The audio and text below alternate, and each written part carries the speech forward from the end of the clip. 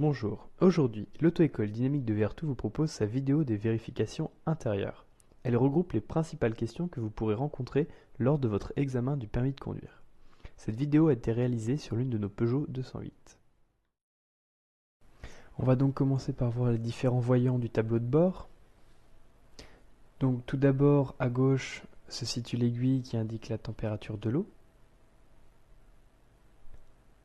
À droite, ici, on va trouver le voyant de ceinture qui signale l'absence de bouclage de la ceinture des passagers avant. On trouve ici ensuite le témoin de frein qui peut indiquer deux choses. Premièrement, que le niveau de liquide de frein est insuffisant ou alors que le frein à main est encore enclenché.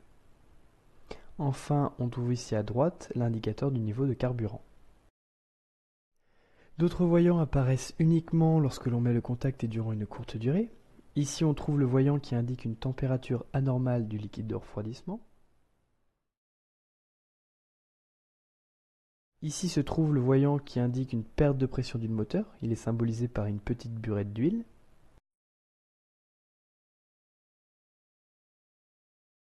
Enfin, on trouve ici le voyant d'alerte du niveau d'essence qui indique que le réservoir se trouve sur la réserve.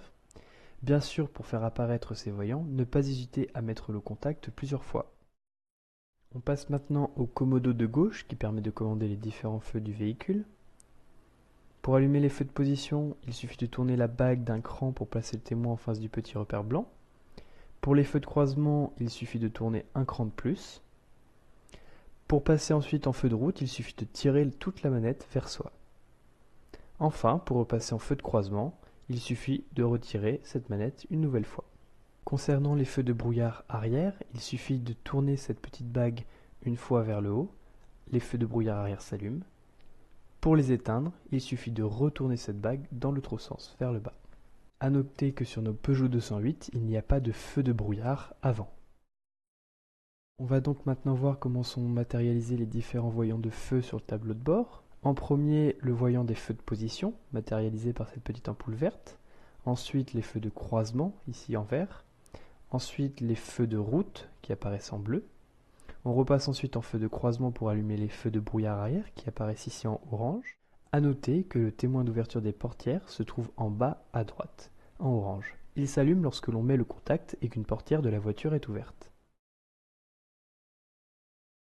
On passe maintenant au commodo de droite, il permet la commande des essuie-glaces. Lorsque l'on pousse vers le bas, on déclenche une seule fois l'essuie-glace. Lorsque l'on remonte au premier cran, on se trouve en position intermittente, c'est-à-dire un coup d'essuie-glace de temps en temps. En remontant encore d'un cran, on passe en première vitesse, puis encore un cran en deuxième vitesse. Pour arrêter les essuie-glaces, il suffit de ramener la manette en position initiale.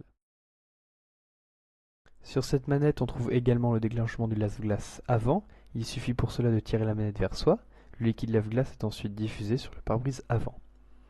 On trouve également la commande de l'essuie-glace arrière. Il suffit pour cela de tourner cette bague sur le premier cran. On se trouve donc en vitesse intermittente. En tournant encore cette bague, on déclenche le lave-glace arrière. Pour arrêter l'essuie-glace arrière, on replace cette bague sur la position 0. On passe maintenant à la manette de réglage de hauteur des feux de croisement. Cette manette permet de régler la hauteur d'éclairage depuis l'intérieur du véhicule. Elle est graduée entre 1 et 4 et correspond au nombre de personnes présentes dans le véhicule. Par exemple, lorsque vous avez un passager, il faut régler la manette sur 1, pour 2 passagers sur 2, et ainsi de suite. On va maintenant voir où se trouve l'emplacement de différents fusibles et comment se règle le volant. Lorsqu'on vous demande où se trouvent les fusibles dans la voiture, c'est donc à cet emplacement derrière le cache plastique qu'il faut désigner. Au niveau de la manette de réglage du volant, elle se trouve juste ici. Il suffit de la tirer, puis de régler le volant à votre convenance, en hauteur et en profondeur.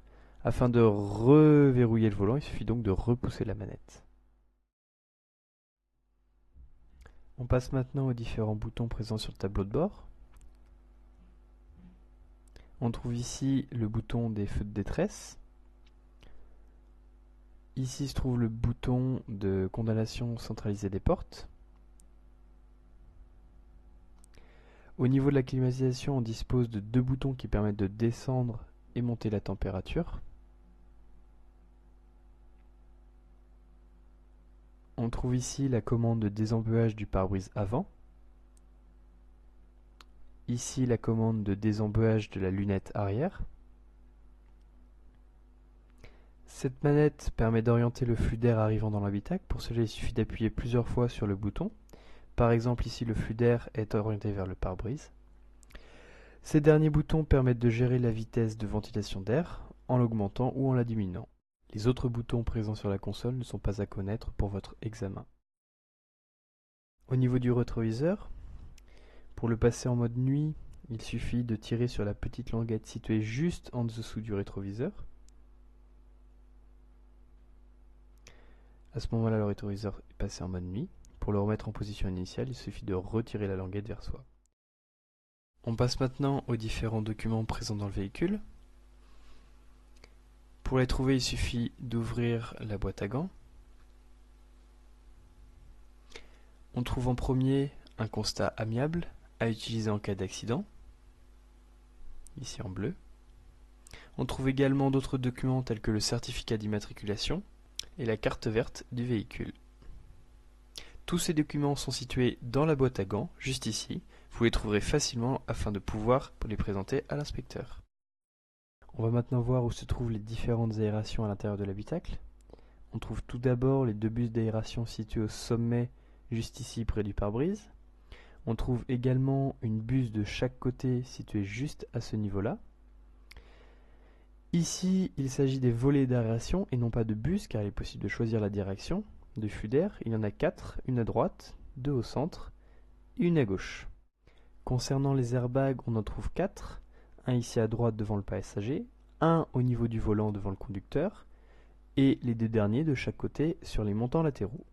Afin de les repérer, il suffit de regarder où se trouvent les petits sigles avec écrit airbag dessus.